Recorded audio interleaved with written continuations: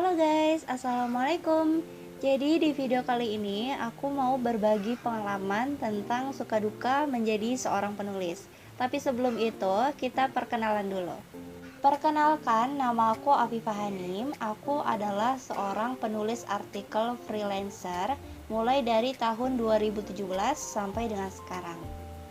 Nah, terus aku nulisnya di mana sih? Nah, dulu itu aku nulis di dua tempat, yaitu UC News dan IDN Times. Tapi di tahun 2018 aku memutuskan untuk fokus nulis di UC News. Sampai dengan tahun 2019 aku memutuskan untuk vakum dari sana, dan di pertengahan 2019 sampai dengan sekarang aku aktif menulis di IDN Times. Jadi berdasarkan pengalaman selama 3 tahunan itulah yang kali ini bakal aku bagi pengalamannya untuk kalian tentang suka duka menjadi seorang penulis.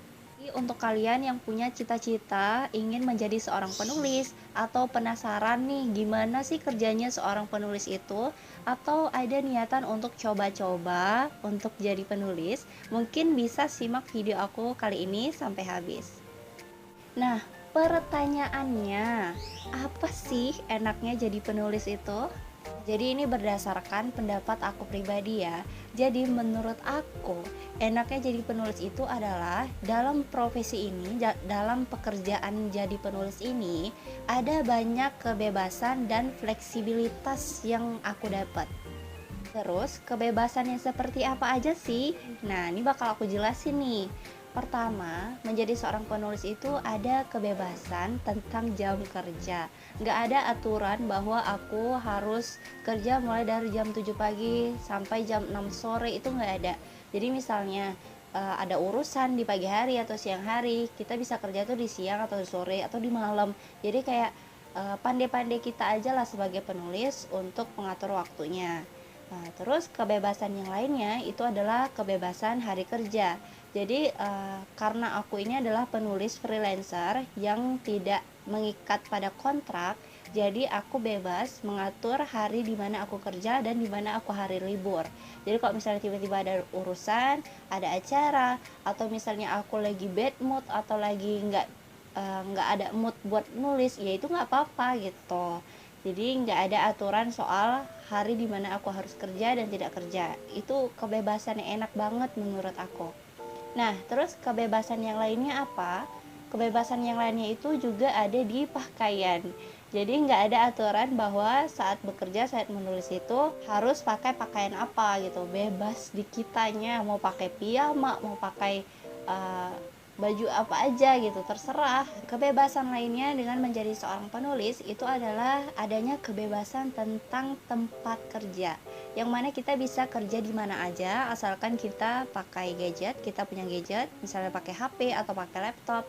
Nah, terus kita juga kalau misalnya nggak ada gadget nih, kita juga bisa tetap kerja, tetap nulis dengan modal buku, kertas, dan pulpen. Udah, itu juga udah cukup, kita juga udah bisa kerja. Ya, itu enaknya. Terus yang terakhir, menjadi seorang penulis itu juga enaknya itu adanya kebebasan tentang topik bahasan, yang mana nggak ada ketentuan di mana aku harus menulis terus menerus tentang satu topik itu aja untuk bekerja, untuk menulis artikel yang akan diterbitkan.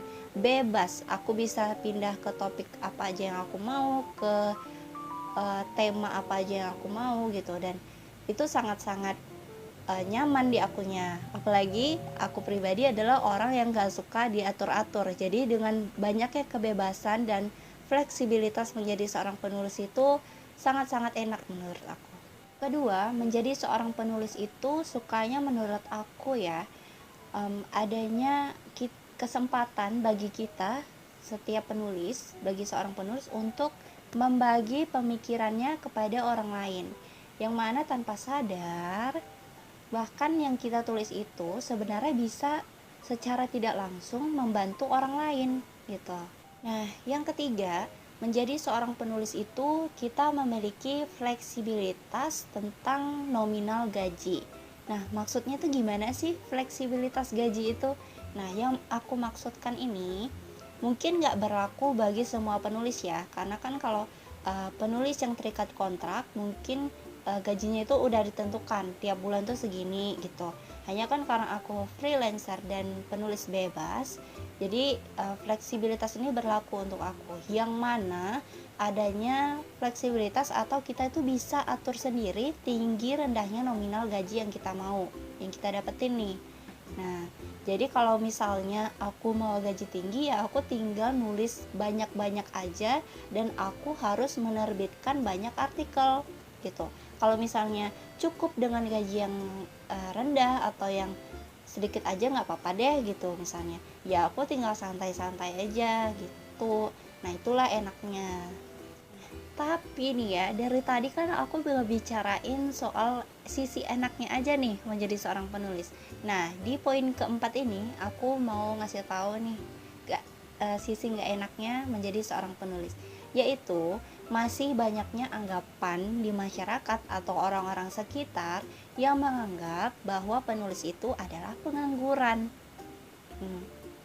Aku banyak banget mendapat anggapan seperti itu mulai dari tahun awal aku nulis sampai dengan sekarang ini.